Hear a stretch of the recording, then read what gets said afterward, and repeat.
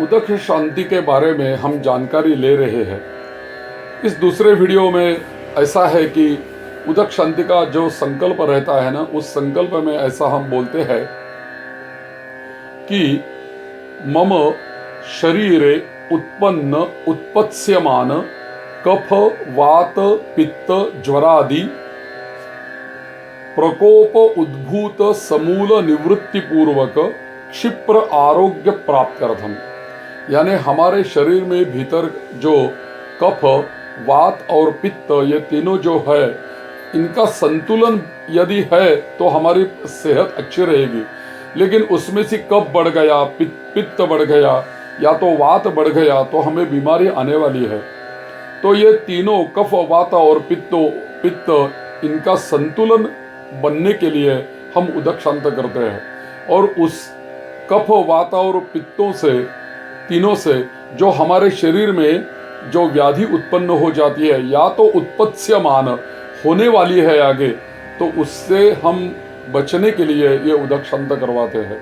तो उदक शांति का एक ही मतलब है कि हमारे पूरे शरीर को भीतर से और बाहर से पूरा आरोग्य का लाभ होने के लिए उदक शांत करते हैं। बाद में ऐसा है किसी को कोई व्याधि हो गई हो या तो बुखार आता हो या तो कोई भी व्याधि हो गई हो, तो उदक शांति का जल पीने से वो व्याधि के ऊपर वो औषधि हो जाती है, ऐसा यहाँ कहा है।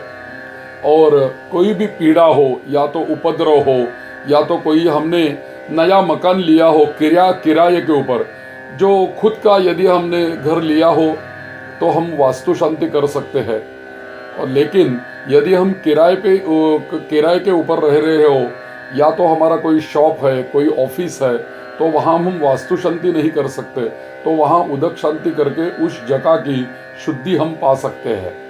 तो इसीलिए उदक शांति होती है। कभी कभी ऐसा हो जाता है कि वास्तु शांति का मुहूर्त थोड़ा लेट रहता है और हमें तो शिफ्टिंग करना जरूरी होता है। तो क्या है कि घर में तो नहीं जाना है, लेकिन वास्तु शांति करने के बाद जाएंगे तो लेट हो सकता है, देर हो सकती है।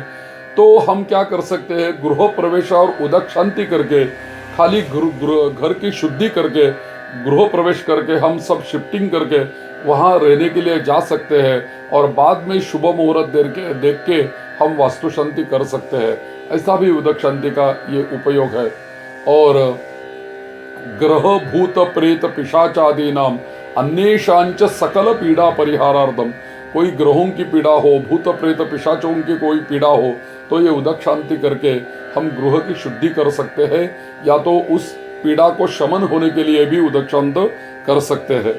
यदि हमारे शरीर में जो जल तत्व है या वास्तु में जो भी जल तत्व है वो यदि बिगड़ गया तो रोगों का प्रादुर्भाव हो जाता है, कोई व्याधि की निर्मिति हो सकती है। तो उस जल तत्व को संतुलित बनाने के लिए, संतुलित रखने के लिए ये उदक शांत हम करते हैं। तो उदक शांत करने के बाद हम क्या करते हैं कि पूरी उदक शांत होने के बाद घर के कोने कोने में हम जो उदक शांति वाला जो जल है अभिमंत्रित, वो छिड़काते हैं। और घर में जितने भी मेंबर्स है, अपने कुटुंब के जो कोई सदस्य हो गए, उनको सब लोगों को हम तीर्थ उदक शांति का देते हैं। और बाद में ऐसा भी कर सकते हैं कि ये जो उदक शांति का अभिमंत्रित हुआ जो जल है, वो अभिमंत्रित जल हम हमारे घर में रख भी सकते हैं और कुछ दिन बाद भी उसका इस्तेमाल हम कर सकते हैं, ऐसा भी है। तो उदक शांत और वास्तु शांति का भी पूरा संबंध है। वास्तु शांति से पहले हम उदक शांति कर सकते हैं, या तो वास्तु शांत इस साल में करेंगे तो अगली साल वास्तु का वर्धापन दिन जब होता है, जिस महीने में जिस तिथि को हमने वास्तु शांत करवाई है, तो वो दिन जो होता है वो हमारे वास्तु के लिए वर्धापन दिन होता है। तो उस दिन में हम उदक शांत कर सकते हैं। या तो हमारे घर में कोई अशुचिता या तो अशुद्धि की निर्मिति हो गई हो, तब भी हम उदक शांत कर सकते हैं। ये उदक शांति का जल जो है ना, वो पूरे कांच के बोतल में हम भर के रख सकते हैं और हर महीने में जो अमावस्या आती है, वो अमावस्या के दिन हम पूरे घर में वो जल छिड़का सकते हैं। ये ऐसा हम साल भर कर सकते हैं। एक साल होने के बाद फिर उदक शांति करके फिर जल रख सकते हैं। ऐसा भी कुछ कुछ लोग करते हैं, कोई कोई ऐसा प्रगाद भी है। एक दूसरी बात यह है कि हमारे घर में किसी का निधन हो जाएगा तो निधन के बाद हमारे घर में अशुचित्व का निर्मिति हो जाती है, या हमारे वो जिसको बोलते हैं सूतक आता है या अशौच आता है, तो उसके बाद 10 दिन होने के बाद ये उदक शांत करने से और उदक शांत करके उस उदक शांति का जल पूरे घर में छिड़काने से वो अशुचितता या अशौच वो पूरा निकल जाता है, दूर हो जाता है। ऐसा भी है। और दूसरा एक ये है कि शुद्धि के लिए उदक शांत करना आवश्यक है। तो उदक शांति पूरी शुभ है, शुभ कर्म है और अत्यावश्यक है, और जो करने से हमारा पूरा घर भी शुद्ध हो जाएगा। तीर्थ प्राशन करने से हमारा शरीर अंदर से भी भीतर से ही स्वच्छ हो जाएगा, पवित्र हो जाएगा, और कोई व्याधि हमें लगी हो तो उस व्याधि के ऊपर भी औषधि बनके ये उदक शांति का जल हमें उपयोगी हो जाता है। तो उदक शांति में जो मंत्र पाठ करवाते हैं ना, वो सब वेदों के मंत्र होते हैं। हमारे यहाँ उदक शांति 3-4 प्रकार से की जाती है। एक तो है ऋग्वेदी उदक शांत। तो ऋग्वेदी उदक शांत में पूरे ऋग्वेद के ही मंत्र बोले जाते हैं। दूसरी है यजुर्वेद की उदक शांत। तो वो बौधायन नामक ऋषि ने हमें दी है। और ऋग्वेदी वाली उदक शांत जो है वो शौनक नामक ऋषि ने हमें दी है। तो शौनक ऋषियों की जब हम उदक शांत करेंगे तो वो ऋग्वेदी होगी, और बौधायन नामक ऋषि की जब हम उदक शांत करेंगे तो यजुर्वेदी होगी। तो ये दोनों उदक शांति है। और तीसरी उदक शांत जो है वो आह्निक चंद्रिका नामक एक ग्रंथ आया है, उसमें उदक शांति के मंत्र आए हैं, लेकिन वो श्लोकबद्ध उदक शांत है। वहाँ श्लोक है सब, और उन्हीं श्लोकों में पूरे भारत देश में जितने भी तीर्थ है उस सभी तीर्थों का स्मरण उस श्लोकों में आता है। जैसे कि पुष्कर है, प्रयाग है, या त्रिवेणी है, गंगा है, यमुना है, जितने भी तीर्थ है उन्हीं सभी तीर्थों का उस श्लोकों में स्मरण किया जाता है और आवाहन किया जाता है। गंगा माता का आवाहन करते हैं और वो जल को अभिमंत्रित करते हैं। लेकिन ये सभी उदक शांतियों में प्रोसेस एक ही है, प्रयोग एक ही है। कोई भी मंत्र बोलो, पानी अभिमंत्रित करो और सब जगह पे वो छिड़काओ, और या तीर्थ समझ के वो प्राशन करो। ऐसा ही प्रयोग सभी उदक शांतियों में दिया है। एक अपामार्जन ऐसा भी आता है, वो भी व्याधि का निवारण करने के लिए वो करते हैं।